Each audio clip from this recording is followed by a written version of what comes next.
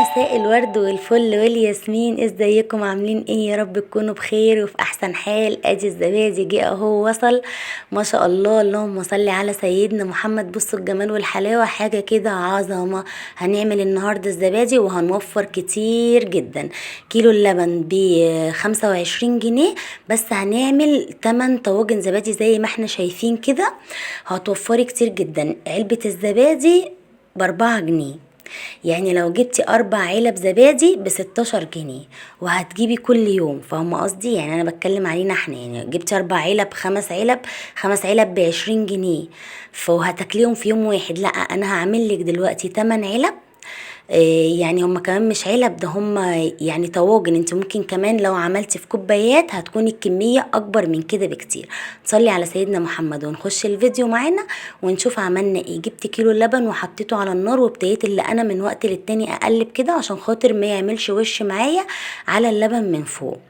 واول ما هيبتدي يغلي هسيبه ان هو بقى يبرد خالص، يعني نخليه كده ايه، اللبن دافي مش سخن ولا برضو بارد، بيكون دافي كده زي دمعة العين. وهبتدي ان انا اقلبه كده، لو في اي قشطه من فوق عامل وش ولا حاجه، تمام.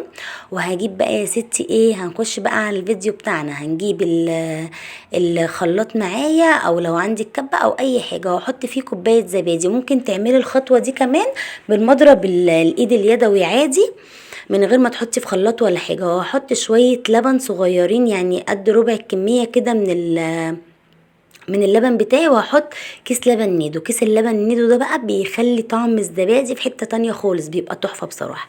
بس ولا سكر ولا اي حاجة، انا مش بحط سكر.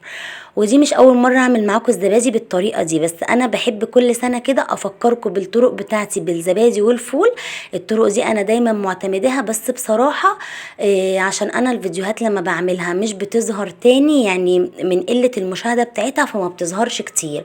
فعشان كده بضطر ان انا اعملها تاني عشان تظهر في القناة عندي. فجبت بقى بعد ما خلطتهم في الخلاط كده كويس، ابتديت بقى اللي انا افضيهم تاني على بقية اللبن، واقلب تقليبة كده حلوة. وبعدين هرجع تاني افضيهم في شفشق الخلاط عشان يكون سهل معايا ان انا افضيه في الطواجن بتاعتي. طبعا انا الطواجن دي كبيرة مش صغيرة على فكرة، فانتي ممكن بتعملي كمية كمان اكبر من كده. لو عملتي في كوبايات صغيرة هتعملي كمية اكبر من كده بكتير، ممكن تعملك 10 او 12 كمان كوباية. هتوفر معاكي كتير جدا، افضل بكتير ان انتي تروحي تجيبي زبادي من بره. الزبادي دلوقتي غالي، العلبة ب4 جنيه، فده هيكون افضل بكتير جدا. يعني ده بيوفر معايا، وكمان لما بيجي يخلص انا باخد منه، يعني بنستعمل ال7 كوبايات او ال7 طواجن، والطاجن التامن انا باخده بعمل بيه الزبادي اللي بعده. تمام.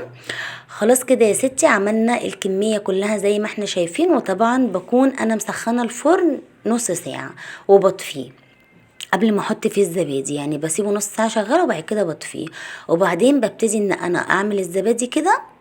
تمام. بصوا ما شاء الله، الطواجن بتاعتي مليانه وجميله جميله جدا، وطعمه بيكون في منتهى الجمال، احسن كمان من بتاع بره بكتير.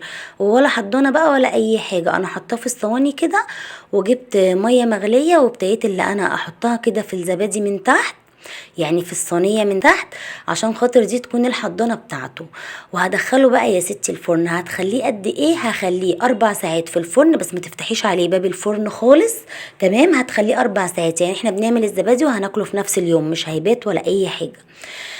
في ناس بتسيبه يبات في الفرن لتاني يوم، لا احنا عشان ما يقطعش معانا ولا يكون فيه مية، فاحنا هنسيبه 4 ساعات في الفرن، وزيهم 4 ساعات في التلاجة بس.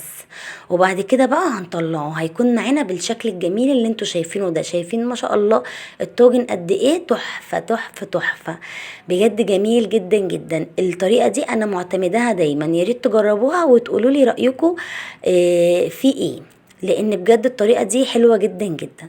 بصوا بقى الجمال، انا بقى كمان هوريكم شكله، طبعا شفتوه في اول الفيديو. بصوا الجمال والحلاوه، جميل جدا، وعامل طبقه قشطه كده من فوق حلوه قوي قوي. وممكن كمان بعد كده تغطيه وهو في التلاجة باي غطا او بورق فويل حتى، عشان خاطر ما يكرفش طعم اي اكل من التلاجة. بس بقى يا ستي، وده كده كان الفيديو بتاعنا. كل سنه وانتم طيبين ورمضان كريم، يا رب يكون الفيديو عجبكم.